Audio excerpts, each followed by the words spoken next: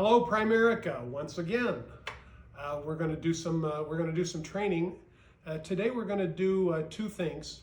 Some very specific training on the financial needs analysis. You know, putting information into the FNA input sheet is simple. We've simplified it. Instead of that 20-page booklet that you get from the company, I've put it on one page, two sides. We're gonna show you how to take that information when you're on the first appointment. And so you've seen what a first appointment looks like. When you're there, you'll have done a presentation. The presentation probably takes 25, 30 minutes tops. And then the rest of the time, for your 55-minute total, the rest of the time is spent on this input sheet. So I want to go over in detail how you ask those questions, because there are ways to ask them that are gentle and there are ways to ask them that are offensive, and you want the client to like you and trust you. And so that's what we're going to train on at the first half of this session. So let's kick it off.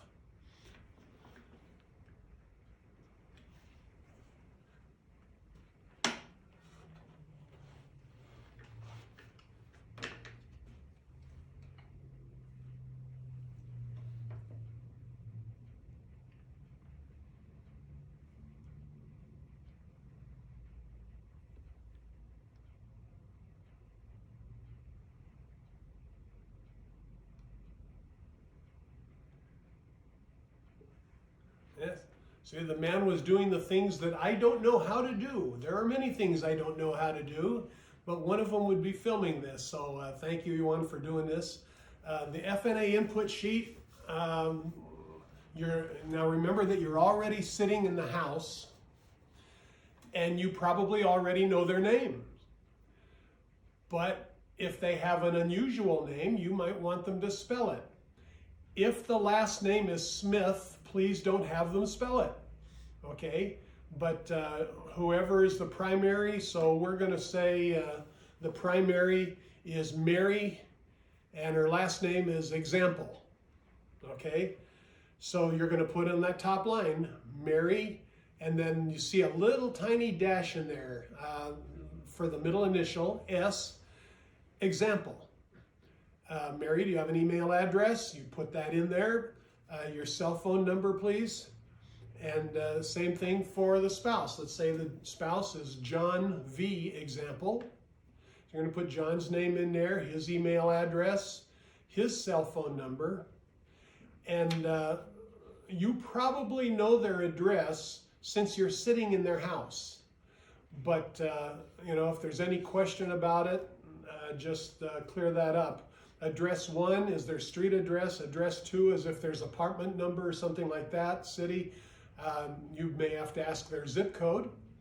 So go for that. Now, with the children, you want to ask permission to ask the children's names. In general, I avoid starting questions with the word what or the word how. And you'll see as we progress along what I mean by that. With the children, I would say, may I ask your children's names? And they'll tell you the name of the first child, and same last name, yep. So you put down Example for them, and what is Eugene's date of birth? And you put in the birthday for Eugene, and then Matilda Example, and her date of birth, and you put that in, month, day, and year. And you do that for each one of the children. If they have more than 4 children, then, you know, maybe it's an Amish couple, I don't know. But if they have several children, then put the rest of them on the back with their birth dates, okay? Not on the back, put it on another sheet, because the rest of this form is on the back. But the next thing is the client gender. Now, Mary Example, I know we live in California and there are 28 different choices for gender, but good chance that Mary is female, so don't ask, okay? You put, now, Mary, what is your birthday? That's not a good way to do that. And you want to avoid what and how anyway at the beginning of those questions. Mary, may I ask your date of birth? Now, once in a while you'll get somebody who's very clever and has a great sense of humor. You say, Mary, may I ask your date of birth? And she'll say, sure. And they say, all right, may I have your date of birth? And then you put that down, and you put down John, male, date of birth, and the state of the location. If you happen to be licensed in many states, as I am, you want to put the state of the location there, California almost all the time. And then underneath, this is not where you say, Mary, how much money do you make? Now, whom do you put first? Do you put Mary first or do you put John first? There's some delicacy to this, okay? Generally speaking, it's whichever one is making the most income. But there are families, there are certain ethnicities, where if the wife were to go first, the husband would be furious. I won't name them. You probably know what some of them are, especially if you are one of those ethnicities. So you just have to be sensitive to that. But almost all the time, whoever is making the most money is the one that you put first. And now, Mary, may I ask how much you make monthly? Your gross income. So may I ask your gross income? And she'll tell you she may not know the monthly gross, but she may know the annual gross income. Well, then divide it by 12 and put it in the blank. Okay, you'll have your little calculator with you there at the table. And John, may I ask the same thing of you? And you put his gross income. Now, if one of them, in this case, say if John is not working outside the home, but he's just doing childcare at home, then you put 0 there. And Mary, what is the name of your employer? And she says, Northrop Grumman. And you put that in the blank. Same thing for John. And Mary, may I ask what position you hold at Northrop? And I'm a manager. Then you put manager. Same thing for John. Okay, so those are pretty simple, except be careful when you ask their income. It's not how much money do you make a month. It's, may I ask, or, a ballpark figure, Mary, as to what your gross monthly income is. Just, it makes it gentler, okay? Retirement. I don't ask this question. What percentage of your current income do you want to retire on? They don't even understand that question probably, okay?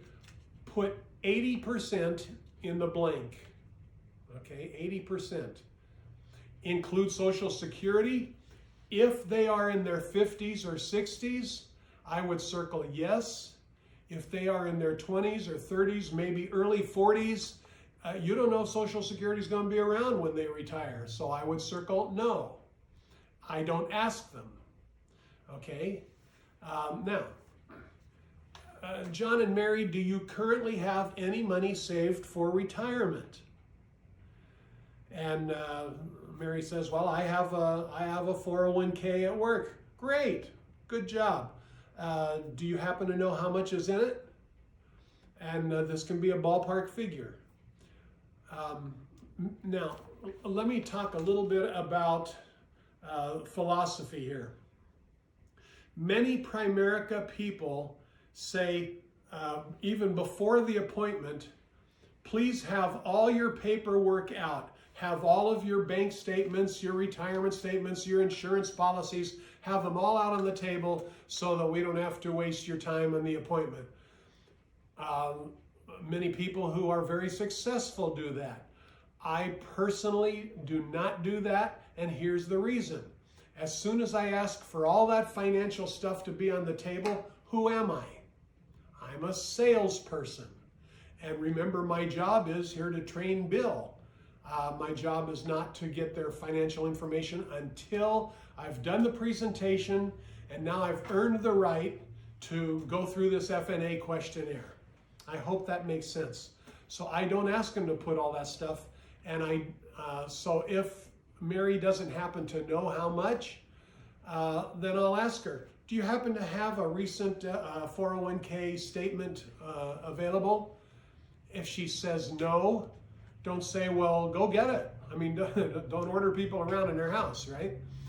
If she says no, I'll say, you know, a ballpark estimate is fine. What do you think is in there? 20,000, 30,000, 40,000, name lots of numbers. So she'll say, yeah, I think I have 35,000 in there, and you put that down. Okay?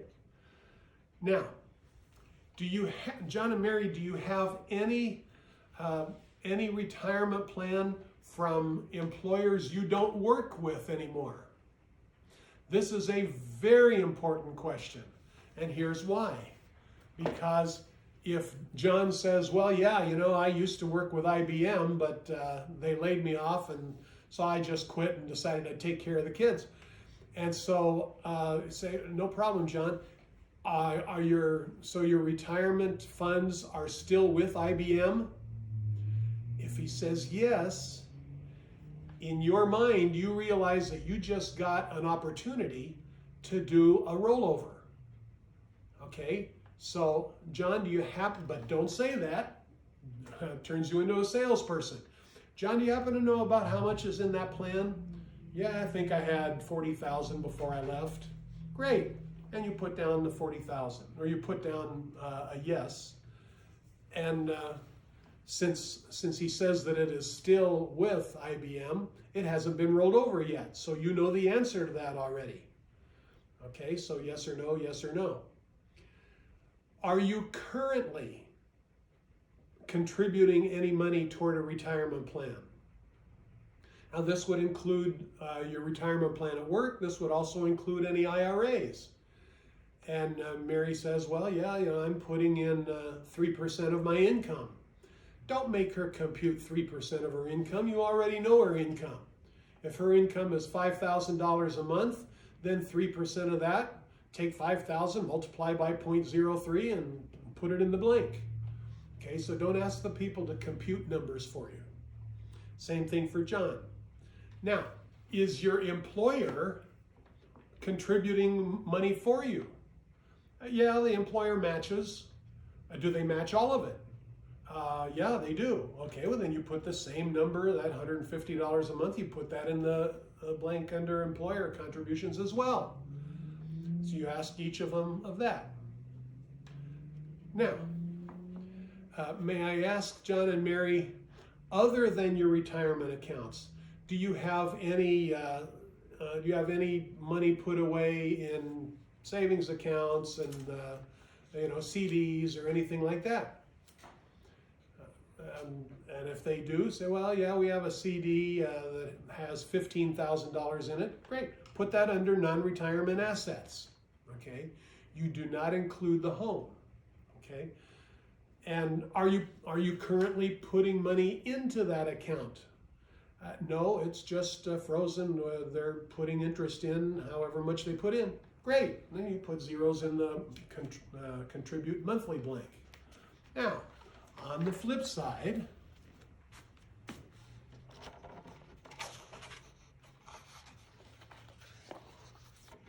yes, those are my hands. The flip side has questions about debt and insurance and other things. So let's go into debt. Now, if you're sitting in an apartment, don't ask this question. Okay, they don't have a mortgage. Don't even bring up a mortgage if they're sitting in an apartment. But sometimes you can't tell if something is an apartment or if it's a condominium and they actually own it. And so if it's obvious that it's an apartment, don't ask the question. But if it could be in a condominium or if it's a single family dwelling, John and Mary, are you paying money on a mortgage for your home? And if they say yes, then can you tell me the name of your mortgage company? And they say Bank of America, and you put that under debt name. Do you happen to know the balance? I have no idea the balance. I'll tell you what, do you happen to have a recent mortgage statement? We can take all the information off of that.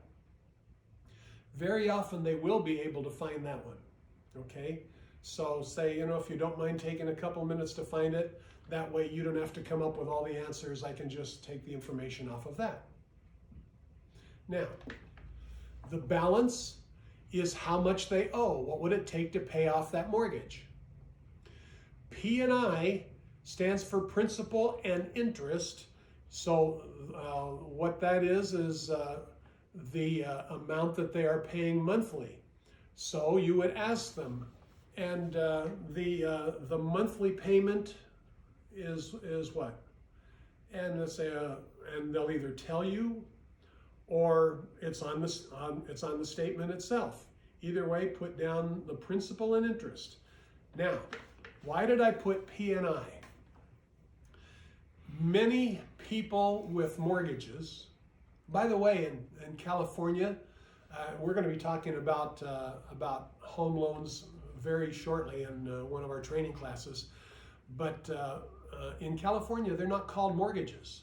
In California, they are called trust deeds. And in fact, in many states, they are called trust deeds.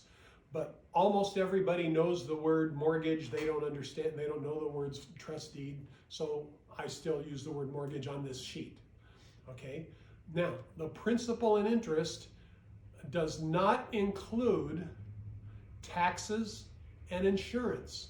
And many people with a mortgage payment have what is called an escrow account. You don't have to know that. I'm going to be training on it a couple classes from now. But the escrow account is a side account within their lender, in this case, say Bank of America, where they set aside the funds to pay the property taxes on the home and to pay the homeowner's insurance. And you're going to get all of that information in a while. But the P&I is just principal and interest payment. And if you have the statement for their mortgage, you'll be able to see P&I split out. Okay? Now, almost all mortgages are fixed. In fact, you won't see a mortgage that's not fixed. Okay? Now, don't be confused by this. We're not talking about a mortgage whose interest rate is fixed, because some people will say, well, yeah, my mortgage is fixed at 4% for 30 years. Okay, that's fine. That's not what is meant by FNR. Fixed or revolving means when you make a payment, does your payment stay the same unless the interest rate changes?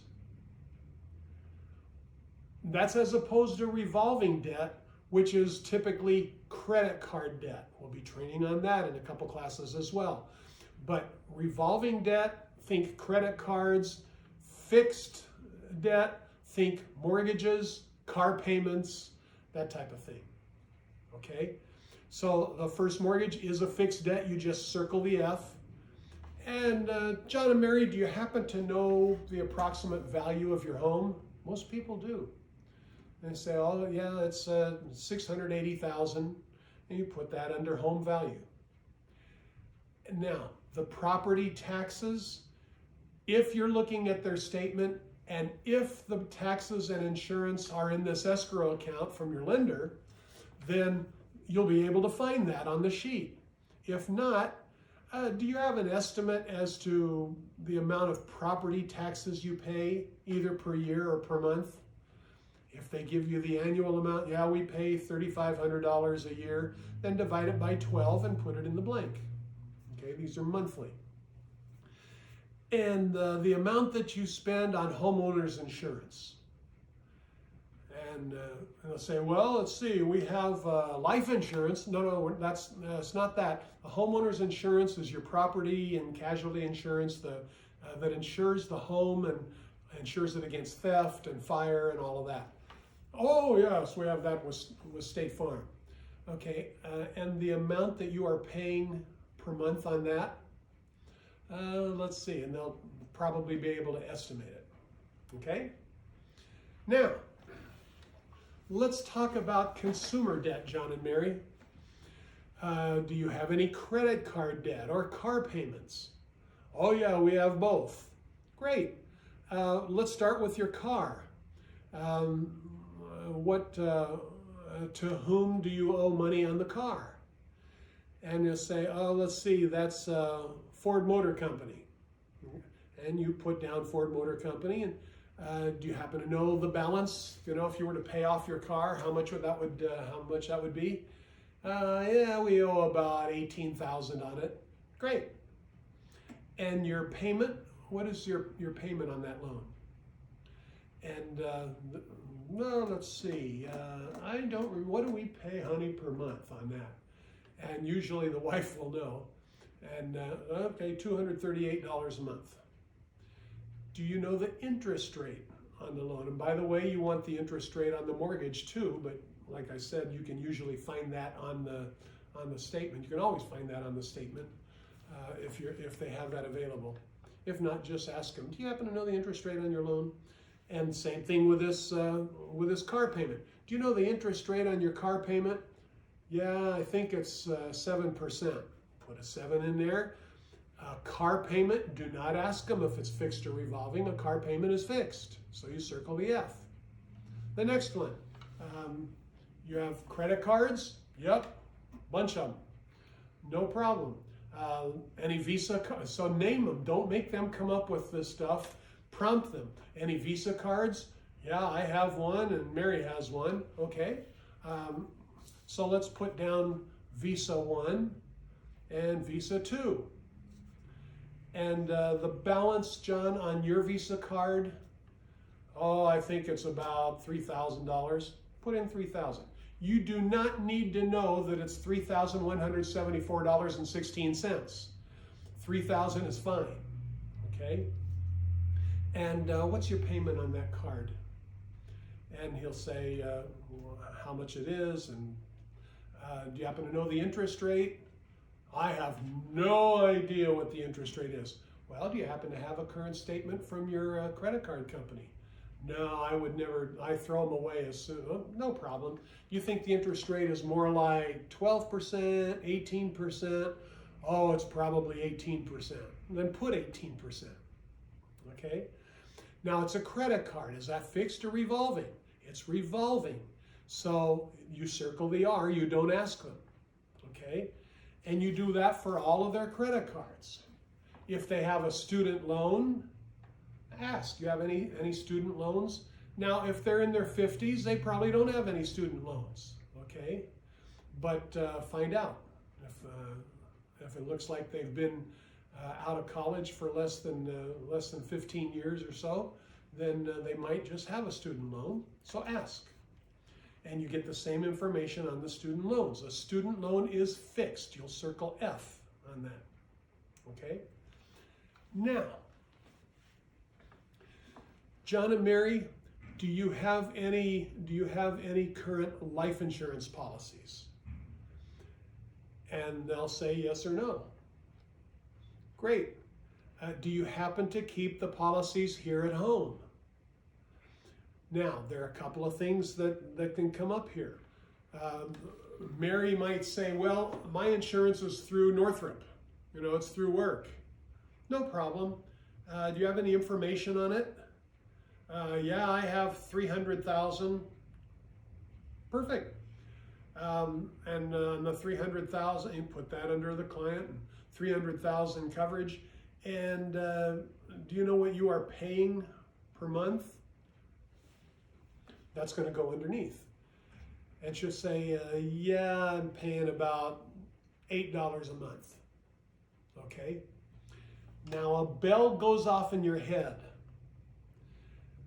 And the bill says if they're paying $8 a month for $300,000 in coverage, it's probably not life insurance, it's probably accidental death and dismemberment. And so here's where you ask again, do you happen to have the insurance certificate? Because there's a couple things that I'd like to look on there.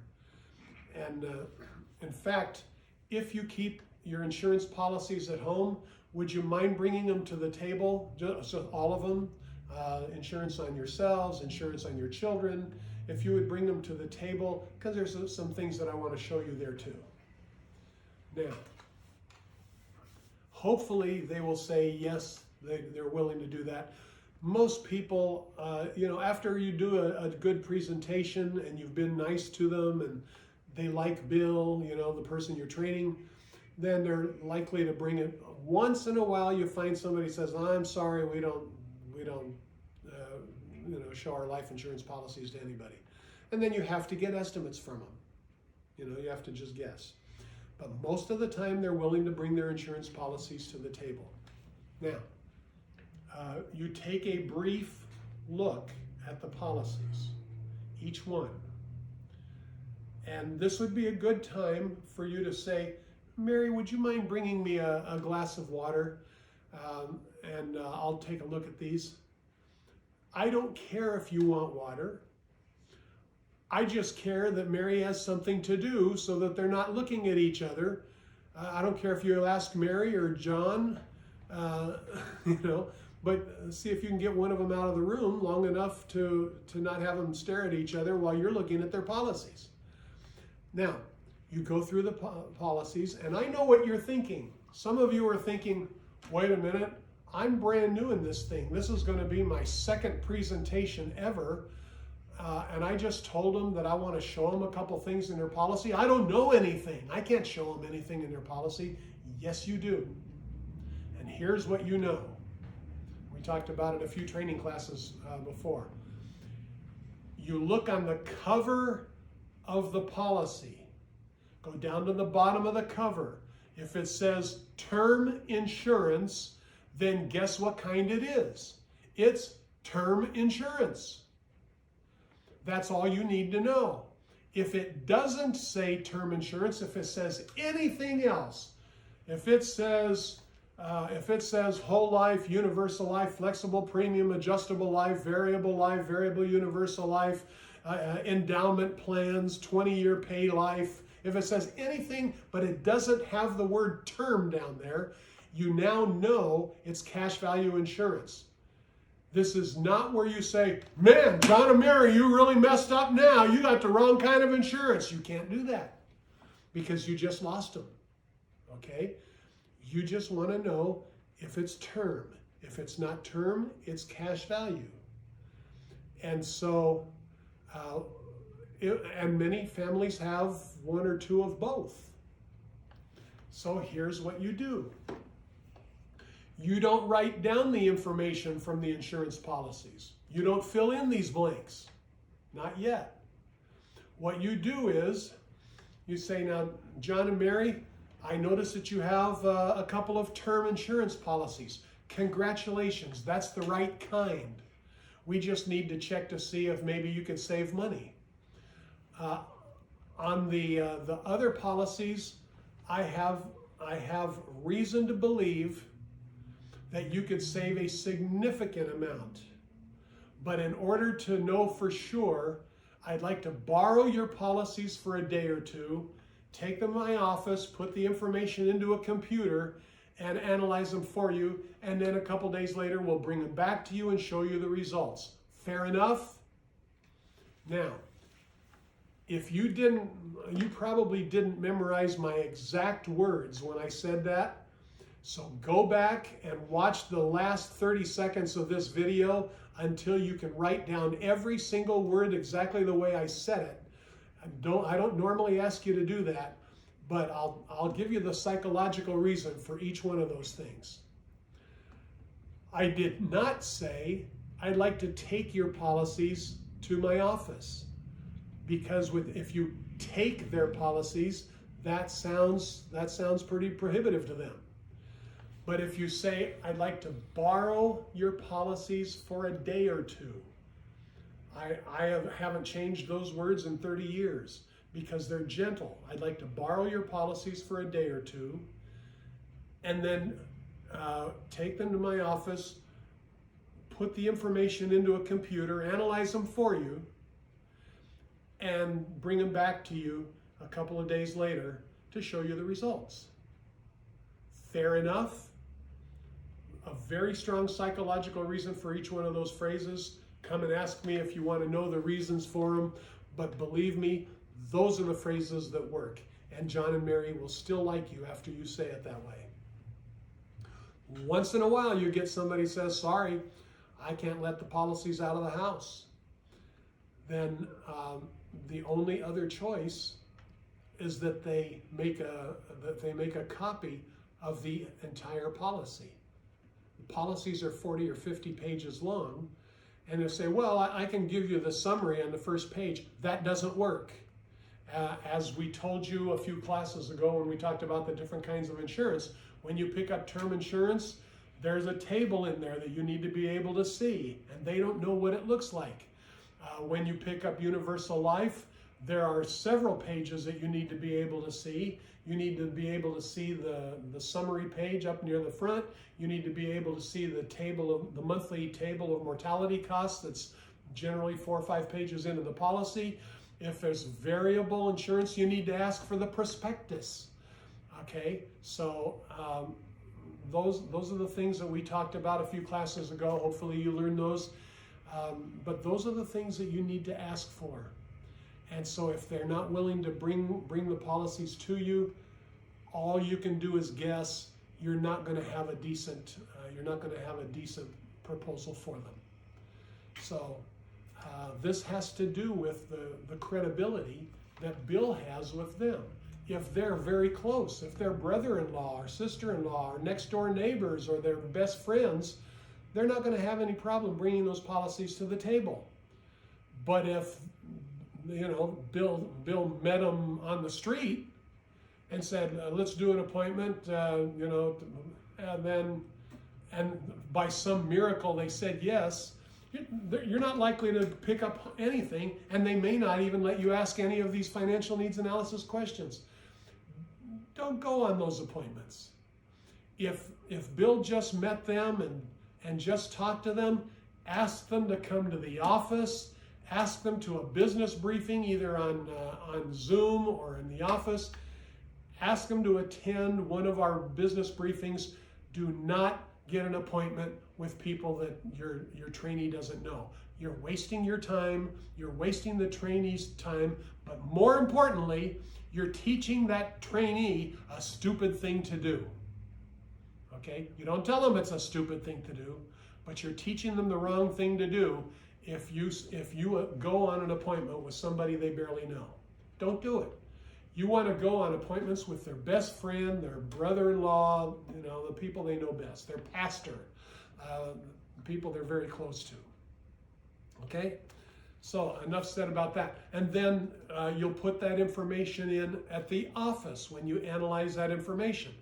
Now, you may be saying, how can I put that information into the computer? You guys are the luckiest people in the world. I wrote a computer program that analyzes any number of policies on any number of family members, analyzes them completely, it does them simultaneously, and it prints out the results on the spot. So you guys are the luckiest people on earth. And if you're really nice to me, like if you threaten to buy me a burrito, then I might just go in the office and help you do that. Okay? But the information under existing life insurance, you'll do that in the office. Okay? Needs, you'll do that in the office. Now, underneath there you see tobacco last 12 months. Simple question. John and Mary, has either one of you used tobacco in any form in the last 12 months? Yes or no? You circle it. Does either one of you have any major health issues over the last 10 years? And John said, well, my doctor says that I need to lose weight. And I'll generally tell them, yeah, my doctor says I need to lose weight too, but that's not a major health issue. Now, if John, you can tell this by looking, if John weighs 650 pounds, circle yes. He has a major health issue, do not ask him, okay? And John and Mary, has any of your parents died prior to the age of 65 from either cardiovascular disease or cancer? That's just a yes or no, okay? Now this is a fun one. Mary, how much do you weigh? That doesn't work, okay? Here's what does work. Mary, may I ask your approximate height? And she'll say 5'5". Great. And your approximate weight? Are you kidding me? Sorry, it's just something that we need to ask. All right. And then she'll probably tell you a ballpark figure, okay? And John, same thing for you. Now, it's usually easier to ask the man first, because guys don't care. I'm 6'1" and I weigh 240. They don't care, okay? So I would ask, and I always have asked the man first, John, please tell me your height. I'm 6'1", and approximate weight, 240. Great. And now I can say, Mary, same two questions for you. So I don't have to ask her height and weight. She knows what the questions were. I just asked them 7 seconds ago of John. Okay, so she will answer those questions. Okay. Now, I'm going to give you a little philosophy here. Maybe it's sociology. I'm treating it as though women are more susceptible to being concerned about giving information on height and weight than men are. And some of you are very modern in your thinking. And so you're thinking, well, no, we live in a liberated society. Men don't care, and the men and women are the same, blah, blah, blah. Just try to do this a different way and see if men and women are the same. Men and women are not the same. They haven't been since long before the book of Genesis was written. And women are going to be less willing to give some of this information. And so you ask the man first. Trust me on it.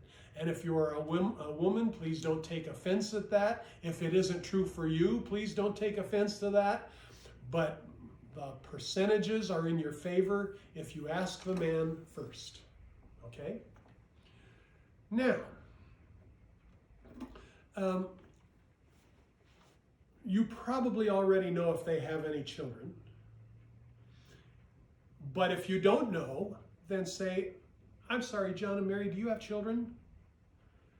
And say, yeah, we have 2. Great. And of course, you know that they have children because you put their names on the front of this sheet. Okay? So, when the children are ready for college, are you going to want to pay part of their college education or all of it, or let them work their way through as most of us did? What's your idea there? And they'll probably say something like, well, we'd like to help them with it. And so I'll prompt them. Maybe 50% of their college costs? Yeah, 50% sounds pretty good. And I'll tell them, you know, a lot of kids work their way through college. I think it's a healthy thing to do.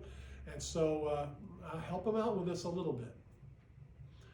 And so now your 2 kids, do you know what school Matilda wants to go to when she's college age, or has she made that decision?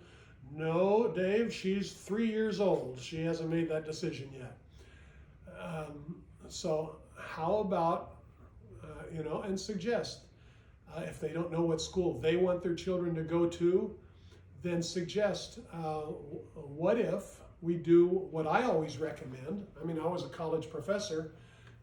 I always recommend that people take their first 2 years and go to a community college to get all of their all of their general ed requirements out of the way, and then once they know what they want to major in, then go to a school that charges you more money for it. Does that make sense? They say, yeah, that makes a lot of sense. Great. So we'll put down California State Irvine, and we'll see how this goes. Okay, that sounds good.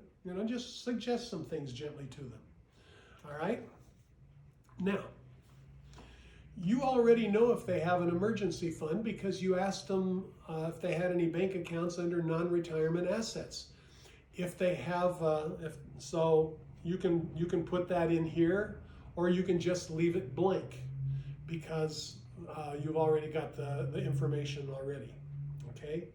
You don't need to know what they want to accumulate, just for your information, you, the trainer. We recommend that people put away anywhere from 3 to 6 months of their gross monthly income as an emergency. That way, if the transmission falls out of the bottom of the car, they don't need to put that transmission on Visa. And they also don't need to take a loan from a 401k or take money out of an IRA and pay a penalty because they're not 59 and a half yet. You don't have to mess with all those things. The emergency fund is just put in a highly liquid account, and a securities license representative will help them with that if they don't have an emergency fund already. Okay? Now, the auto insurance premium, you want to ask them, may I ask how much you're currently paying per month on your auto insurance? And John and Mary, do you have any long-term care insurance? And do you know what the premiums are? Yeah, we're paying $280 a month on that. Great. And do you have a will?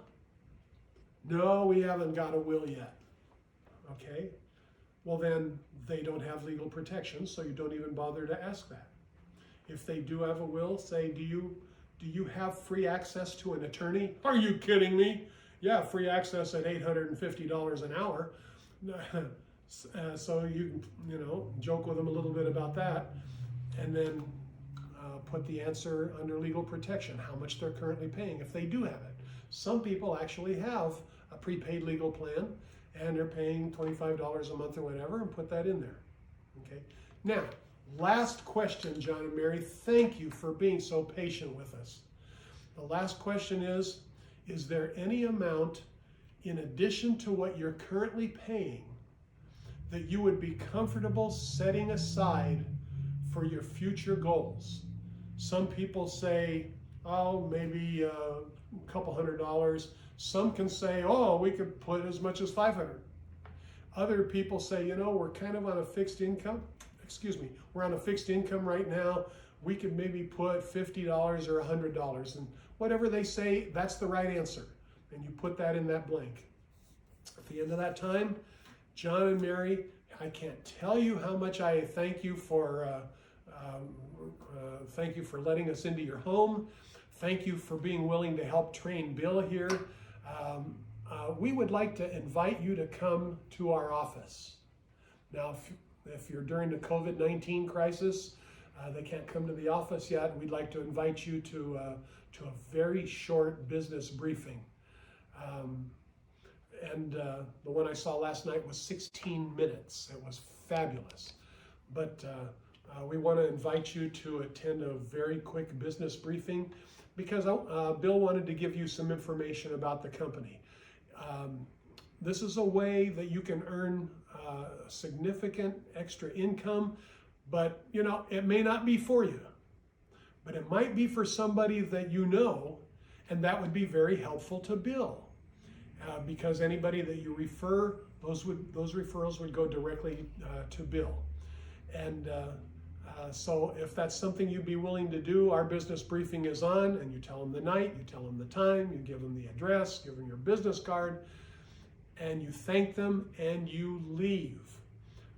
I've had people in my organization who at that point sat and talked and talked and talked. And you know what the problem with that is? You didn't keep your promise of being out of there in 55 minutes. We've got to keep our promises to these people, okay? So When you're done, be done. Thank you very much, Bill. Let's head for home. And again, John, Mary, okay? And always very courteous, always very grateful, because they opened their home up to you. That's a huge thing for people to do, okay? We're done with that. If you have any questions about the financial needs analysis, you all have my phone number. Feel free to call and ask. But I want to take the rest of this time, and I want to reach down into your heart a little bit. Our company founder, Arthur Lynch Williams Jr., always used to say, folks, dadgummit, life will give you what you fight for. If you're willing to accept financial problems, life will give you financial problems. If you're willing to accept marriage problems, life will give you marriage problems. But you've got to show up and fight.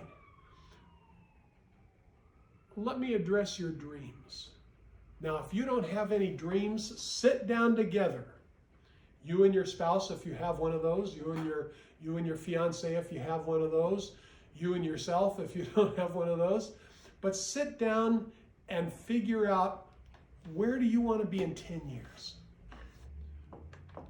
Do you want life to look exactly the way it looks right now? If you did, you probably wouldn't be watching this video. So you don't want life to be exactly the same as it is now. Well, what do you want it to look like? What kind of home do you want to live in? Where do you want the home to be? Be specific. You know, I'd like to live in Laguna Hills. I'd like to live in Malibu. I'd like to live in Fullerton. I'd like to buy the ugliest house on the block, and a nice block, and then I'd like to rehab it so that I get it for less money. And at the end of that rehab, I got the nicest house on the block, and that's my dream home. That's fine with me. But dream a little. Be willing to dream. Where do you want to be? What ministry do you want to support? What things do you want to do together? Do you want to take a trip to Greece? That's my wife and I. That's our next trip. We just finished. Actually, I can't believe it's been a couple of years. We just went to France and England and 3 places in Italy. I've been to the Philippines. We've been to Barbados. We've been to Hawaii several times. I love to travel. I'm not bragging. I'm telling you, there's some stuff that you can dream about, and you can cause those things to come true. But plan ahead. Where would I like to go? Well, I can't afford to do anything like that. That's not the issue. If you could afford it, what would you like to do with your life? What would you like it to look like in 10 years? Well, I'd like to have this kind of a house. I'd like to have this kind of a car. I'd like to support my church. I'd like to give to other ministries other than my church. I'd like to be able to take a dream vacation. My dream vacation, in fact, 2 or 3 vacations from now, I want it to be to Kuala Lumpur. There's several places that I've wanted to see. That's one of them. Dream ahead. And your dream doesn't have to match your finances. Listen to me. Your dream doesn't have to match your finances. Your finances have to match your dream. So whatever your dream is, then you've got to get your finances to that point. But whatever you're willing to accept, well, that's what life's going to give you. You don't have to be good in order to get started in Primerica. Now, many of you are already started. Many of you have already done presentations. Art Williams used to say, you don't have to be the greatest. But in order to get great, you've got to be good.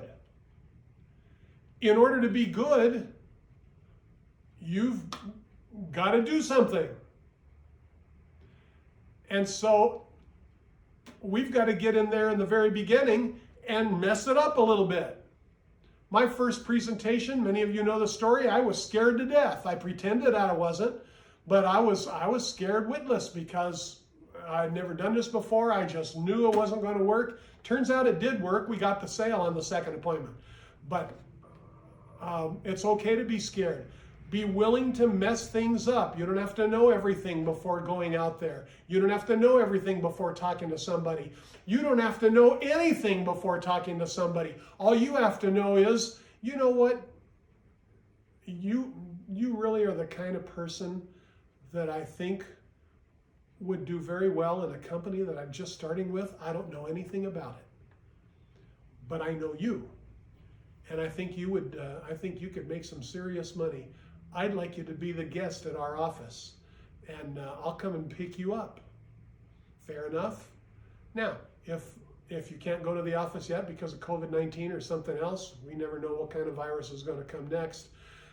But if your business briefing is on Zoom, I'd like you to watch our Zoom our business briefing, and then immediately after the briefing, I will give you a call to see what you thought. Fair enough? Have you gotten the idea that the words fair enough are probably your two best friends in Primerica? It's a lot better than asking people their opinions, right? You don't have to know anything to ask that question. It's okay to go out there and mess it up. There's only one thing you have to know how to do. One thing. The next thing. That's the one thing you have to know how to do. If you're a brand new person, you don't know nothing about nothing, then the next thing to do is find out something. Get together with your trainer, go out in the field, keep watching that Zoom broadcast. Well, no use me watching the Zoom broadcast, I didn't invite anybody. Well, shame on you, but whether you did or not, make it a habit. Watch every single one, go to every single meeting. I don't ever miss a meeting. Every 2 years, the company has an international conference. It's very often in Atlanta. Last time it was in Atlanta. The time before it was in Indianapolis. Many times ago it was in St. Louis. We had a conference in the winter time in St. Louis. If you've ever been to St. Louis in the winter time, you know that it was colder than a brass john in the Yukon. It was cold. And those days I couldn't afford to go to the conferences. So I drove to St. Louis and I sat in my little bitty car, freezing tonight because I couldn't afford a hotel. And I covered myself with a blanket and slept there all night, surprised that the police didn't come and arrest me. And now, do I recommend that you do that? No. The guy filming this is shaking his head no. He's right. I don't recommend you do that. I recommend that you go out and you do some training, and you get, if you're brand new, do the training in the first 90 days so that you get some bonuses so you can afford to go to those conferences. Okay? But go to everything. Be faithful. Go to everything that's available to you. Atlanta conferences are life-changing. Doug Hartman has always told us people make big decisions at big conferences. That's where they make their big decisions. A person may decide to fill out an IBA by coming to the office or watching a 16-minute business briefing, but that's not when they're going to decide, you know what, I'm going to go for it. I'm going to give it all I've got. I'm going to go full-time. I want the whole thing. Well, people make decisions like that at conferences, big conferences. Go to everything. By the way, where do you think I get the notes? The last conference in Atlanta, one of my favorite speakers was Doug Hartman. He said, you know, you could take a gallon of gasoline and you could pour it on the ground, set fire to it, and it'll flame up in a hurry, and then in a few minutes it'll be gone. Or you could take that same gallon of gasoline and you can put it into a motorcycle and you can ride it for 200 miles. Now, which of those do you think is a better idea? Well, here's the analogy. There are many people in Primerica who get involved and they flame up and they get 3 or 4 big sales and then they turn into a pumpkin and you have no idea where, you go to their house, weeds have grown outside the house, you have no idea where these people are. They're gone. Okay? Well, they flamed out. But which is better? To have the big flash flame at the beginning, or to be able to ride 200 miles in your motorcycle? Listen to me. It's better to do both. This you ought to have done and not left the other undone. It's better to do both of them. Go as fast as you can so that you can get the bonuses from the company at the beginning, and then be in there for the long haul, attending everything that's available to you. Okay? Bobby Buisson at that conference said, every good thing that happens to somebody, whether it's $1,000 a month, district manager, regional manager, RVP, $1 million a year, every good thing that happens starts when one person talks to another person. Everything. Every good thing that happens to you in Primerica starts when one person talks to another person. And by the way, that's true in life. You want a good marriage? Everything good in your marriage starts when one person talks to another person. You want to help spread the gospel? Everything good happens when one person talks to another person. Folks, if you're a secret agent, you ain't going to make it very far in Primerica. Let people know. Let people know what we do. Not by mentioning products. I'm licensed to the gills.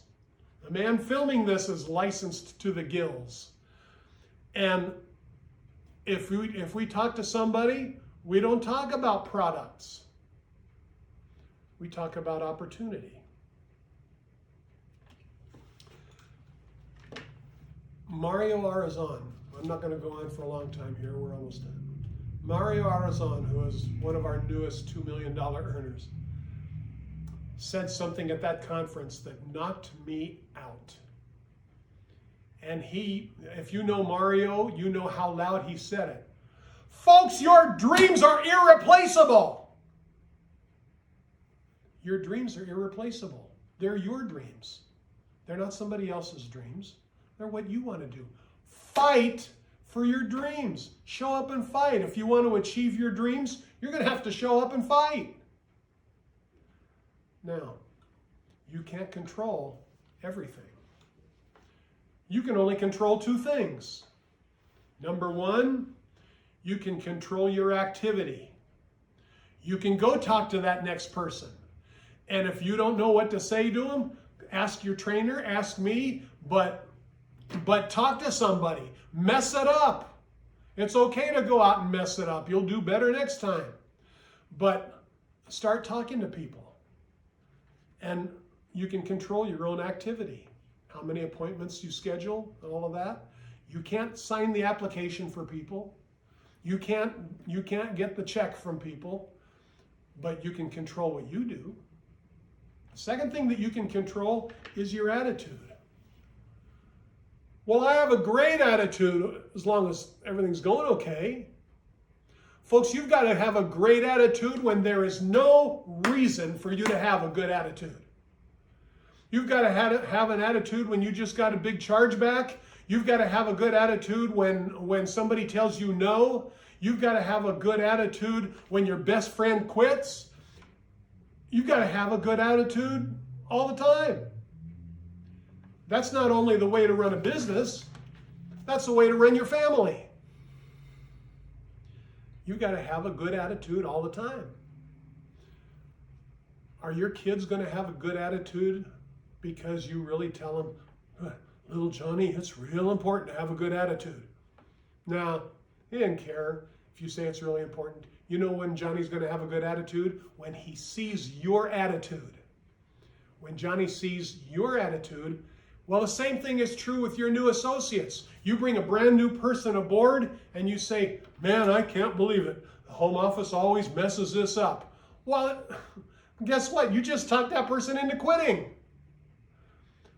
But if you say, oh man, let's make sure that we get everything in quickly. I'm so excited for you. I can't believe it. You're getting things done so quickly. Find every chance you have, every ridiculous little excuse you have to praise your people. Have the best attitude in your organization. Last sentence. There is an SNSD in Primerica who is just like you. God bless you. Have a great rest of your day.